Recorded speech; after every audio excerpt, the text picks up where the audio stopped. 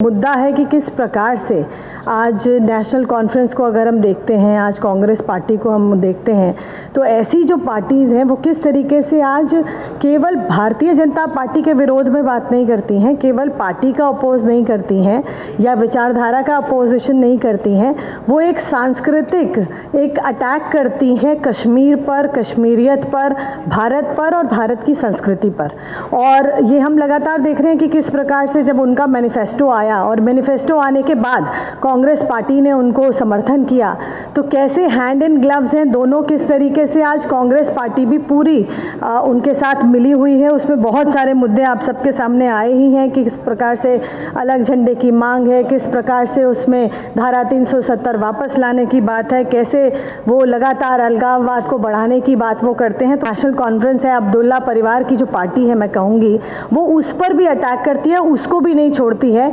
हमने देखा कि किस प्रकार से 30 साल पहले, और 30 साल से भी ज़्यादा इस बात को हो गए हैं, 3 दशक हो चुके हैं, और हमने देखा किस प्रकार से एक कश्मीरी पंडितों का एक्सोडस वहाँ से हुआ, कैसे हमारे लोगों को वहाँ से निकलना पड़ा, आना पड़ा, अपने ही देश में उनको शरणार्थी बनना पड़ा। ये इससे बड़ा दुख मुझे लगता है कुछ हो नहीं सकता है। और इसके बाद आज जो वहाँ पर एक संस्कृति बची है कश्मीर में हमारी, उसको भी ख़त्म करने की अगर बात कोई कर रहा है तो वो आज नेशनल कॉन्फ्रेंस कर रही है, कांग्रेस पार्टी दोनों मिलकर कर रही हैं। कि जिस प्रकार से कि शंकराचार्य पहाड़ी का जो नाम है उसको बदलकर तख्ते सुलेमान कर दिया जाए, हरि पर्वत का नाम बदलकर उसे कोहे मरान कर दिया जाए, ये उनके मैनिफेस्टो में है। और इसको समर्थन पूरा का पूरा एनसी के इस मैनिफेस्टो को समर्थन कांग्रेस पार्टी का है। तो सबसे पहले तो हम ये उनसे सवाल करना चाहेंगे कि आखिरकार ये जो वो अपना मैनिफेस्टो जिस प्रकार से लेके आए हैं उसकी मंशा क्या है, आखिर वो चाहते क्या हैं कि क्या होना चाहिए।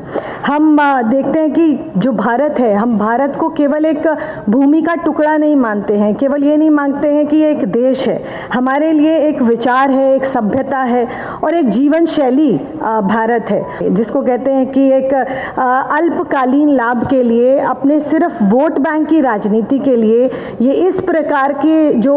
घोषणाएं करते हैं, इस प्रकार की जो बातें करते हैं, मुझे लगता है बेहद निंदनीय है। और इस पर जवाब देना चाहिए, हमारे पूरी यहाँ के जम्मू कश्मीर की जनता को जवाब देना चाहिए, एनसी को, कि आखिरकार ये चाहते क्या हैं। कांग्रेस पार्टी को पूरे देश भर में जवाब देना चाहिए कि वो आखिर क्या चाहते हैं, कि जितनी भी हमारी सांस्कृतिक धरोहर है, जो हिंदू संस्कृति, जो हमारी भारतीय संस्कृति कश्मीरियत से जो जुड़ी हुई हैं, क्या वो उन्हें मिटाना चाहते हैं। तो ये इसके ऊपर उनको बात करनी चाहिए, क्योंकि मुझे लगता है कि आज भी हम नहीं भूले हैं कि किस प्रकार से हमारी गिरजा टिक्कू का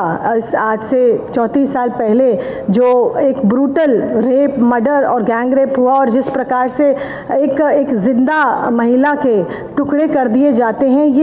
ये ऐसी घटना जो हुई उसके लिए उस वक्त सब चुप थे। उस वक्त जो ह्यूमन राइट्स था वो भी चुप था, उस वक्त जो सरकारें थी वो भी चुप थी, और उस वक्त मैं कहूँगी कहीं ना कहीं मीडिया भी चुप था, उन्होंने भी वो बातें नहीं कही। लेकिन आज छोटी सी घटना कहीं हो जाती है तो सभी लोग बहुत सोशल मीडिया, ब्रॉडकास्टिंग सभी पर आ जाते हैं। लेकिन ये जो एक जो हुआ है कश्मीर वैली में, जो ऐसी घटनाएं हुई हैं और हमारे भाइयों बहनों के साथ ऐसा हुआ है, उसको कभी भी पूरा मैं कहूँगी कि जनता यहाँ की भूली नहीं है। और जो लोग इसको बढ़ावा देने की कोशिश करते हैं, आतंकवाद और अलगाववाद को बढ़ाने की कोशिश करते हैं, जिनको इससे फ़ायदा है उनको आगे कोई फ़ायदा नहीं होने वाला, क्योंकि भारतीय जनता पार्टी के लोग जो हैं वो, और जो हमारे कैंडिडेट्स हैं और जो जनता है मैं कहूँगी कि जम्मू कश्मीर की, वो समझ चुकी है कि आखिरकार कौन यहाँ डेवलपमेंट की बात करता है, कौन ये बात करता है कि कैसे हमें हमारे लोगों को आगे नौकरियाँ मिलें, कैसे यहाँ पर रोज़गार पैदा हो,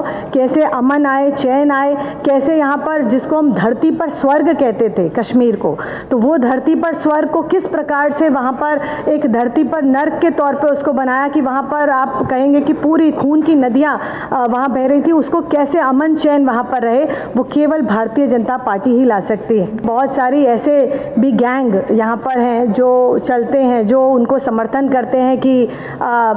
टुकड़े टुकड़े गैंग है। जिस प्रकार से अफजल को जब फांसी होती है तो उन्हें बड़ा दुख होता है, लेकिन अपने देश में कोई भी घटना अगर घटती है तो उस पर वो बोलते नहीं है, उस पर उनका मौन व्रत होता है। लेकिन यहाँ पर राहुल गांधी, कांग्रेस को मैं कहूँगी, यहाँ पर एनसी को हम कहेंगे कि वो अब्दुल्ला परिवार वो इस पर जवाब दे कि आखिरकार वो क्या चाहते हैं। ये जो नाम बदलने की मंशा है आखिरकार उन्होंने क्यों रखी है और क्यों वो चाहते हैं कि इनका नाम बदला जाए। क्या वो हर किसी संस्कृति, हमारा जो हिस्टोरिकल वैल्यूज़ हैं उनको सबको ख़त्म करना चाहते हैं कश्मीर से? इस पर वो जवाब दें।